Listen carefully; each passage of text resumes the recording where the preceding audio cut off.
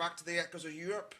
Today we're going to do one of our match highlights, and we thought when we were looking at the upcoming games, we thought there's no better game to cover than the game that's going to happen between Real Madrid and Bayern Munich. So when me and Tim were thinking what game that involves these two teams can we discuss, there were a plethora of options because they've met around 28 times. Sorry, exactly 28 times with with Real Madrid taking the lead with 13 wins, Bayern Munich 11 wins and 4 draws. Hopefully we don't see any draws in the upcoming games. So yeah, we've chosen the Champions League campaign 2001-2002 where they met in the quarterfinals, I think, was it? Quarterfinals? Yeah, quarterfinals, yeah. Quarterfinals. So we thought it's a very good, two very good games, two very different teams stylistically. So yeah, we thought let's just discuss that one. So before we get into the big, the big two games, as is customary on every single episode we do, and as is customary, Tim tells me off about my lack of shirts. Tim, what shirt are you wearing? I'm wearing it's a Germany shirt from the Euros in 2024 when we of course went to Munich, and I purchased the shirt in Munich. Obviously, we've got a German team going on, so I thought I'd rock this one. I've recently won the Bayern one. You've gone for a surprise today, mate. You're wearing a Gales shirt. No, mate, I'm wearing Come Your Bith, mate. Wales might not be forever anymore, but my love for Wales is so yeah. But yeah, like yourself, I wore this in Germany with you, mate. Exactly, mate. So we've coordinated again without actually discussing, which I think is a really underrated trait. It's becoming a skill, mate. You know what I mean? But yeah, European Nights Revisited, mate. Let's get into it. The stage is set in Munich. The first leg. Bayern Munich, I probably should state, are the defending champions heading into this match, and they carry themselves like it. It's a team built on discipline, power, and control, and a side that exactly knows how to win in Europe. And across from them, obviously, the now iconic Real Madrid. There is an edge to this one. It's not just a quarter-final, it's a rematch because Bayern Munich knocked Madrid out in the semi-finals in the previous season. But yeah, before we get into obviously the detail of the match, Tim, to take us through the lineups. Yeah, and I think just to add even further context to that, is Madrid had won the Champions League in 2000. In 2000. It's just weird not saying like 2001 or 2002. Yeah, the year 2000. And obviously Bayern, as you said, win it 2001, knocked them out in the semis. So these are like the last two European champions going toe-to-toe. And yeah, the lineup, obviously, to be played at the Olympic Stadion, obviously Bayern's former home. So in goal for Bayern was, I think we can say legendary, Oliver Kahn. Yeah. I've seen a couple of nicknames for him. I think we'll maybe discuss that a little bit further on. But the Titan and the Volcano, which I liked quite, both of them, to be honest. Oliver Kahn. His nickname was the Titan, I think, wasn't it? So yeah. Yeah, but also they also got the Volcano because it sounds like it in the Vulcan. Willy Sagnol started right back. Phenomenal name. Obviously, current manager of Georgia. Great right back in the first leg. Kafour and Kovac, a centre half with World Cup winning left back Lizarazu playing there. Their midfield then was, I don't think it's showing up here almost like a 4-4-2, but I don't really think it was, but because it's more of a diamond 4-4-2 diamond, I would say, with Owen Hargreaves, the Owen Hargreaves. Mad, isn't it? Like, he was class for Bayern as well, and I've actually got a really interesting. Obviously, Owen Hargreaves was I actually think a really, really good centre mid. Like, I don't think he's at the same level as some of his peers at the time from an English perspective. I think he's on the same level as your Carricks and everything like that. And you know what's mad about Owen Hargreaves when I was doing research for this podcast? What's that, mate? So after Bayern, he's won the Champions League in 2001. He stays at Bayern until 2007, and then he moves to Manchester United. And so he's at Man United from 2007 until 2011, and then he spends a year at City. So he's in the Premier League for 5 years. 34 of his 39 Manchester United games that he plays are all in that first season. So he was at Man United for 4 years, and 34 of his 39 appearances are all in year one. Impressive. And then if you talk about it in terms of Premier League appearances, he only makes one Premier League appearance for City. And pretty much almost all of his Premier League appearances, of course, are in that first season. So even though he's in the Premier League, he's paid as a Premier League player for 5 years, he's done after one. Yeah. Well, he didn't. If we want to talk about numbers, he didn't even play a full season. A game over one season. No, I think it's mental, and obviously really, really good player. But he was a centre mid. Next to him in the midfield was Jeremis. Now, Jeremis replaced Michael Ballack. Where Michael Ballack was suspended for the World Cup final that comes about 2-3 months after this. Jeremis replaces Michael Ballack in that game and doesn't really do anything. Very good. Because obviously Michael Ballack's quite good. So that's my pretty much only fun fact on him, on a player. Then there's the captain, Stefan Effenberg, someone we're going to go into in a little bit more detail slightly later on.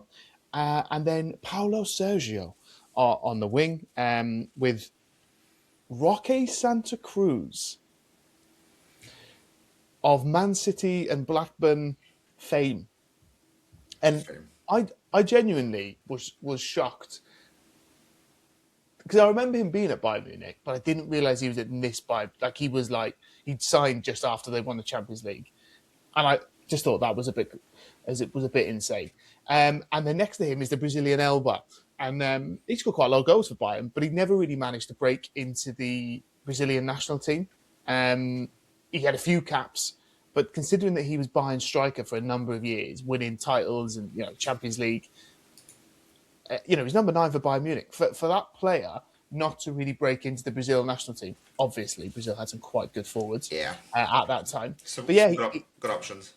He doesn't go to Japan and Korea in a few months' time. He's not there. He's not on the plane. His last cap came in 1998. And at this point, obviously, we're in 2002 in April.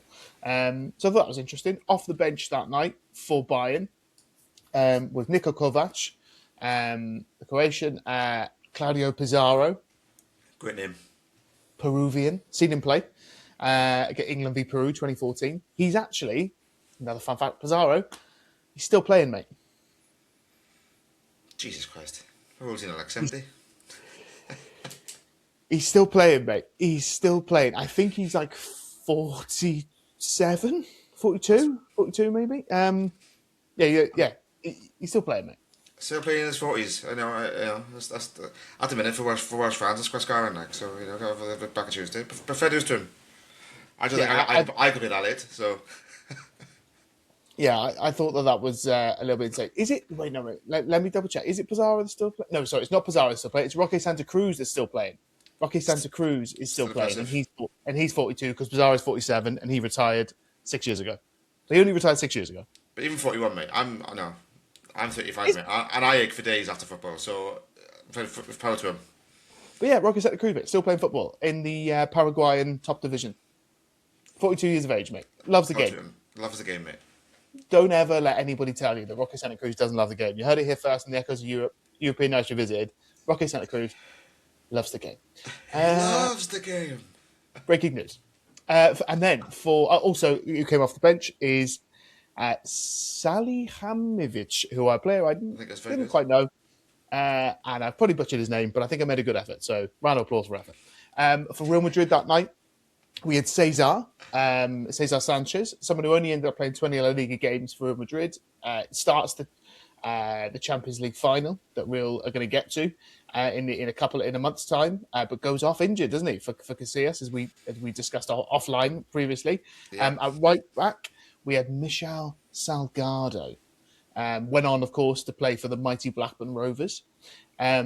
We had one of the best defenders who probably gets left out of conversations in terms of greatest defenders, but pretty good, Herrero, who of course went on to play for Bolton, which is class. You got Pavon, never played for Spain, despite playing literally at the heart of Real Madrid's defence for years. At left back, we've got arguably the greatest left back of all time, The icon. Roberto Carlos, Carlito. Don't know if anyone actually calls him that, but yeah, brilliant. Yeah. On in the Madrid midfield on the right that night, you had Jeremy of Chelsea and Newcastle, the same. Yeah. I completely forgotten he'd played for Real Madrid until I remembered back to my Championship manager days when I would manage Real Madrid and he was there. I'd sell him every year. Another former Chelsea player, of course, in Claude Makelele, or future Chelsea player, of course, at this time. Upper Swans. You then had one of the very flexible Ivan Helguera, who was playing in midfield, probably next to the GM, but also, of course, was a centre half. And then you had the Argentinian Solari on the left because Figo was injured, which is another reason why Jeremy had started. Zidane, one of my favourite players of all time, played sort of in a 10 with Raúl González up top. Coming off the bench that night for Madrid was Liverpool's Steve McManaman and Conceição. Which is pretty cool. Just because we probably won't cover him in any of this, also on the bench that night, as I noticed, who didn't come on, was Aitor Karanka, the former Middlesbrough manager. Former Middlesbrough manager, yeah. He's had a few jobs. What's the other job he did? Middlesbrough. I said Middlesbrough. But Middlesbrough again, mate. Did he do it twice? I think he's been sacked from the same team multiple times and gone back. Aitor Karanka, what a guy. He got him promoted, didn't he? And he was the next big thing. And then he fell off the cliff. I've not seen him since. But yeah, he was Real Madrid like number 2, wasn't he, under Mourinho maybe or something like that. But yeah, it's mental, isn't it? How is that mental? I don't know. I always find it interesting though when you've got like a player like Karanka on the bench for Real Madrid. Someone I don't remember because at this time, 2002, I would have been 8, nearly 9, and you would have been 10, nearly 12.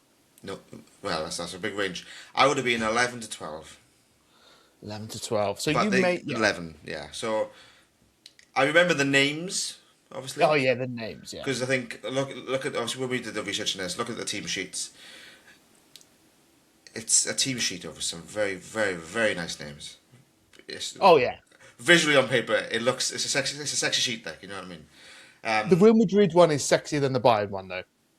I would, yeah, I would agree. But yeah, no, obviously, like you said, there's some icons, there's some legendary players who change into managers or part of coaching staff, like so, yeah. Or just who some of the best who have played in their position, etc. Exactly, yeah. Exactly. Which is what excited us. Obviously, this is the last quarter final that Real Madrid and Bayern have played, which is actually why we chose it. Now, Scott obviously shared a stat earlier about how many times they've played. Do you know that Real have progressed 7 times in the knockouts against Bayern, whereas Bayern have progressed 5 times? But Bayern had the early run on them. Bayern were leading that until more recent years, to the Ronaldo-esque years, to put it that way. CR7 Ronaldo, because of course the other Ronaldo will join this Real Madrid team in the summer. But they've never played in the final, Tim. Never played in the final, mate, which I love. But onto the first leg, onto the Estadio Olimpion. My biggest takeaway was from the first goal. So Jeremy, again, this lad that I'd kind of forgotten had played for Real Madrid, that obviously goes on to play for Chelsea, Newcastle.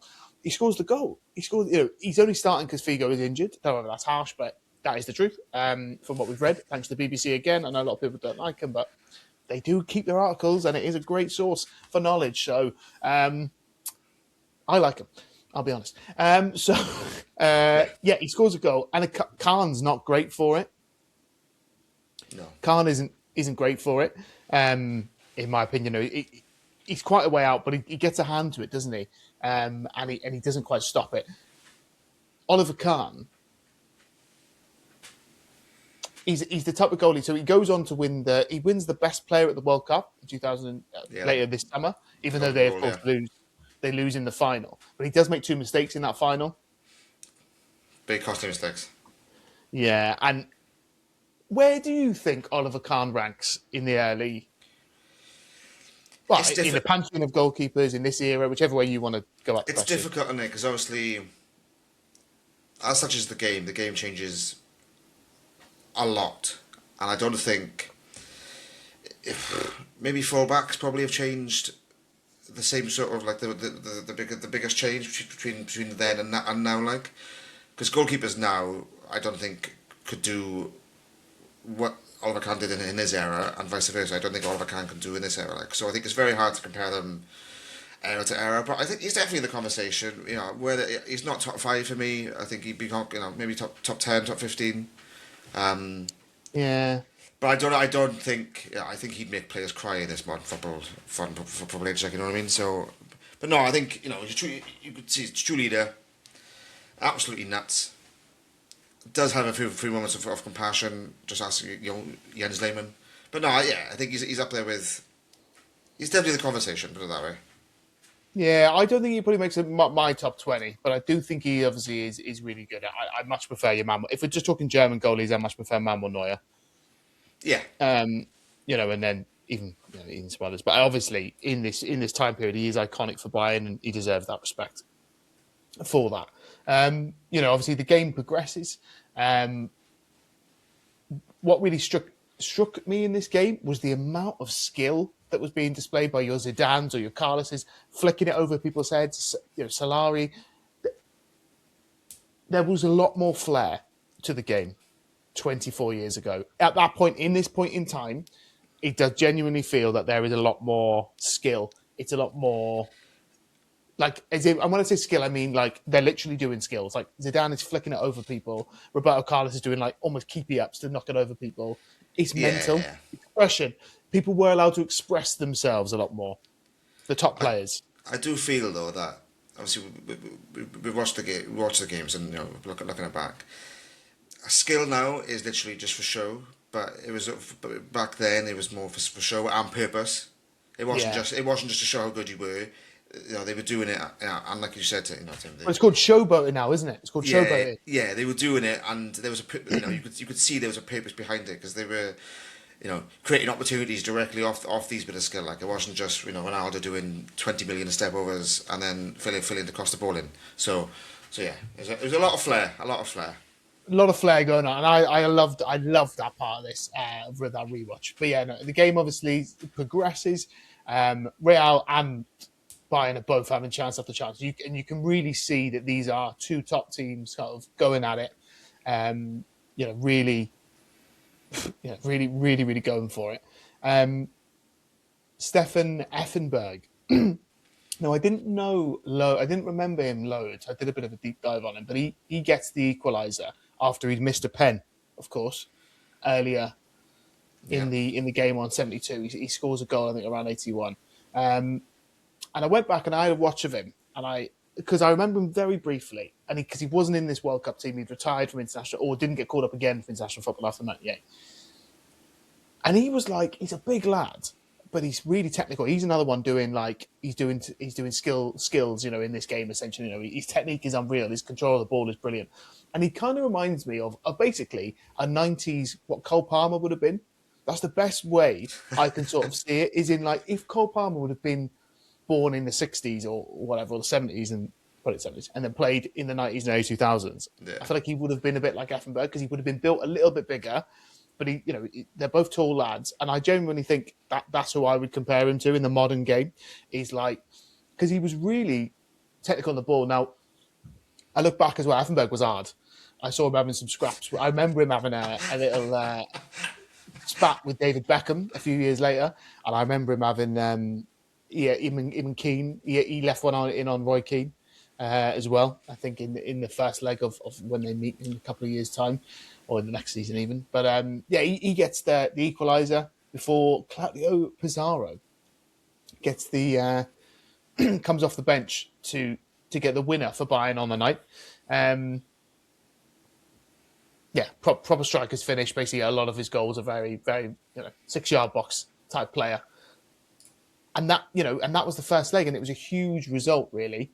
Looking back on some of the commentary from that first game after it by Germany, that I think Omar Hitzfeld, the manager, of course, for Bayern at the time, legendary manager for Bayern, says that they've just beaten one of the best teams in the world, and they were defending with 9 men. he rues missed chances and says, that they've missed a penalty, they've hit the bar. But he's sort of from there, but he's praising his team's character quite a bit here. I think he knows that it was a big win, but they know that there's a job to do back in Madrid. Have we any other thoughts from you on the first leg, mate? No, I think you've echoed it. Obviously, I think obviously at the time away goals were in full force, and I think the away goal, obviously, I think it gave Madrid a lot of confidence. But yeah, no, I think it was a very good first leg. Some but yeah, there's many. The takeaway from it was just what we discussed, all the flair and the beautifulness of it, like so. But yeah, on to Madrid. Now we move to Madrid, and everything could change. The Bernabéu's alive, buzzing with belief. Although Madrid come into this 2-1 down from the first leg, but I think the away goal has kept this tie hanging in hanging in the balance. One moment, one swing, and it could all shift. And if there's one place where momentum can turn instant, it's the Santiago Bernabéu. But obviously, for the first leg, there's been some different changes to the lineup. So take us through it, Tim. Yeah, just a few more for Real Madrid, I think. In terms of Higuera drops back into centre half. Madrid go slightly more 4-4-2. They bring in Figo for Jeremy. Of course, Luis Figo, one of the best players of this era. Great player, lovely to watch. Gorgeous man as well, brilliant tan. And then Madrid also, to make this a 4-4-2, bring in Fernando Morientes, formerly, of course, of the mighty Reds. FA Cup winner 2006. A player that I definitely look forward to covering in a little bit more detail in the future. And then for Bayern, the changes they make is they bring in Lank, a centre half, next to the other Kovac, who comes in for this leg. So yeah, it was a hotly contested tie. Obviously, Bayern going into this 2-1 up. They know, they've got to go now to the Bernabéu against Vicente Del Bosque's team. Real Madrid, of course, chasing La Novena. Is it they are chasing, La Novena, which is, of course, we talked about La Decima. This is number 9 that they're chasing. The Galactico, the first year of the Galacticos as well, chasing that. This was end to end. This seemed feisty. There were some big challenges in this as well. Your Effenberg's leading.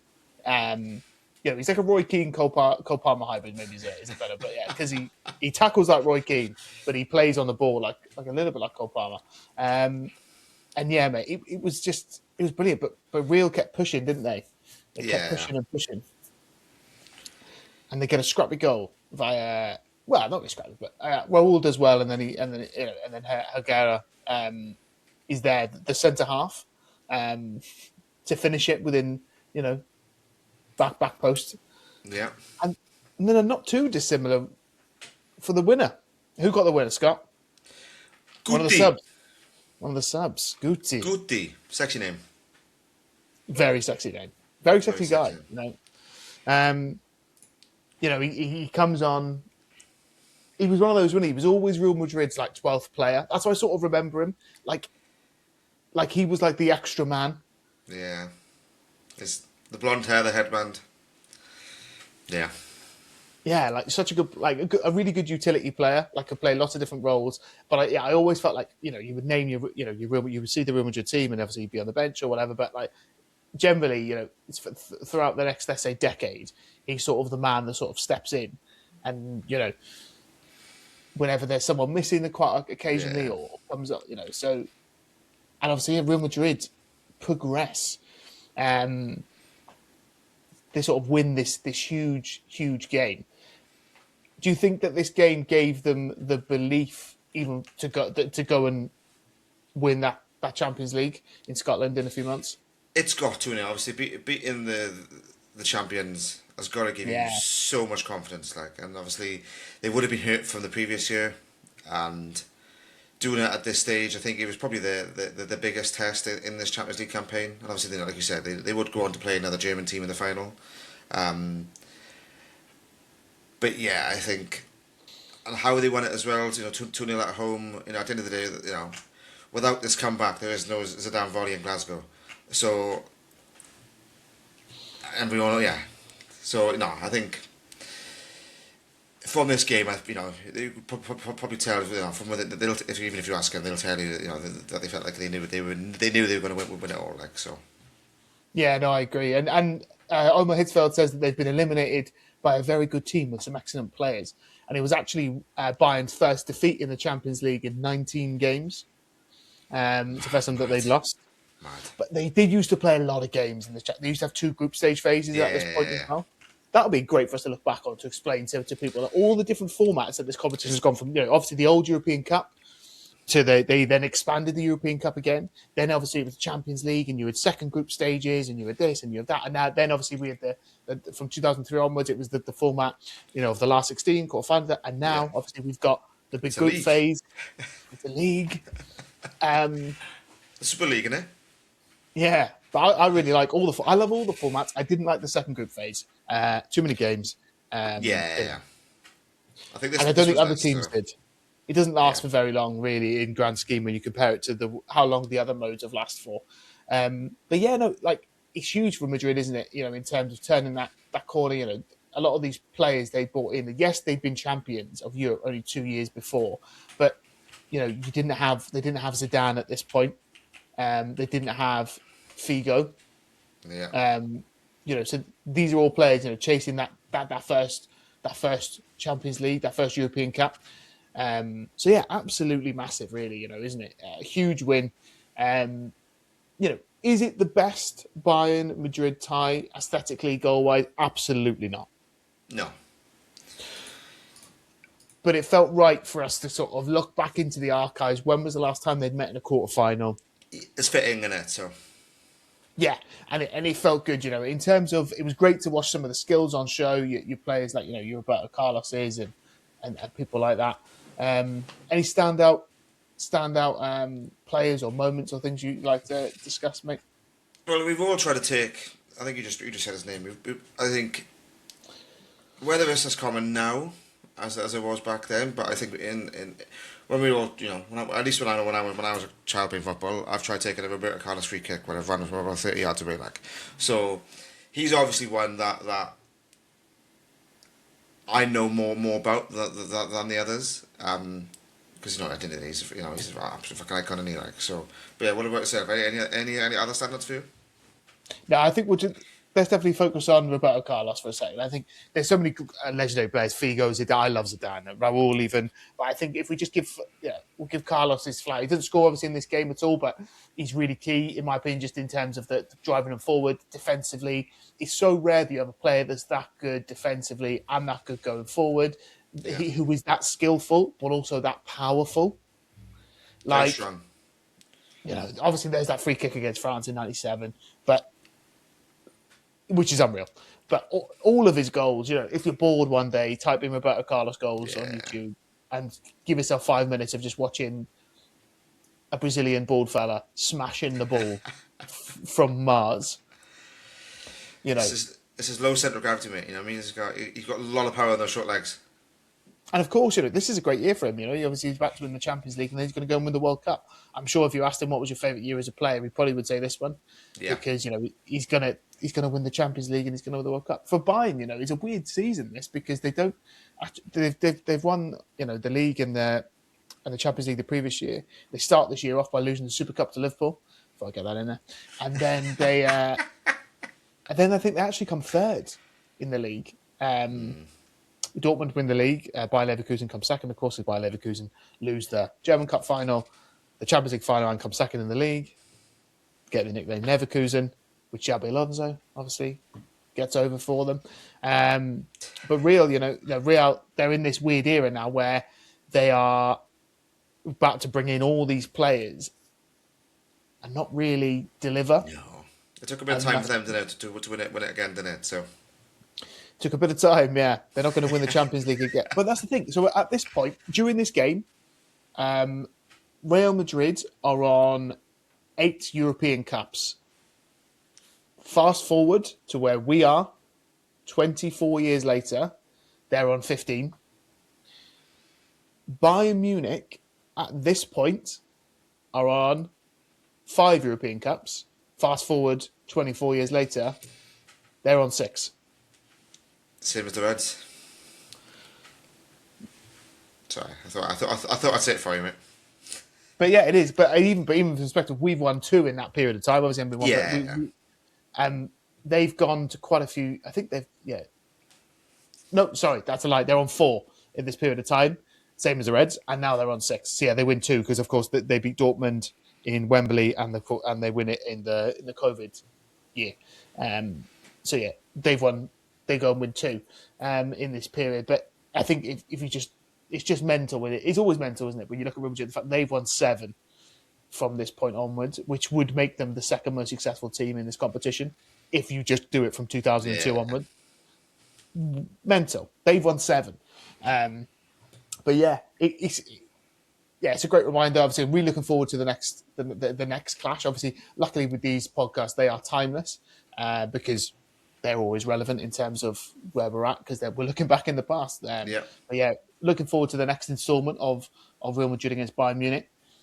It's gonna be great, mate. And I appreciate you joining me today. No, it's pretty good though. It's been like you said, it's been nice to look back, to reminisce. But obviously now we look forward to me. So and obviously we hope that their next 2 games are or can be as exciting as their previous 20 matches. Yeah. They're pretty good games, a lot of them as well. There's some absolute bangers. And a lot of goals as well. Like so, I think it's been like 90 goals. I think it is between the 2 in the Champions League, or around that. I think it's like 43 for one, 43 for the others. But no, it's going to be exciting. Like so. Yeah, we'll definitely end up doing another Real Madrid Bayern in their European revisited. Well, without a doubt, we'll probably do multiple because there are some bangers. Maybe this quarterfinal coming up, you never know. If it's a bad one, like so. I love it. Awesome, mate. Right, nice one. All the best. Don't forget to like and subscribe. And yeah, thanks for joining us. We'll catch you soon.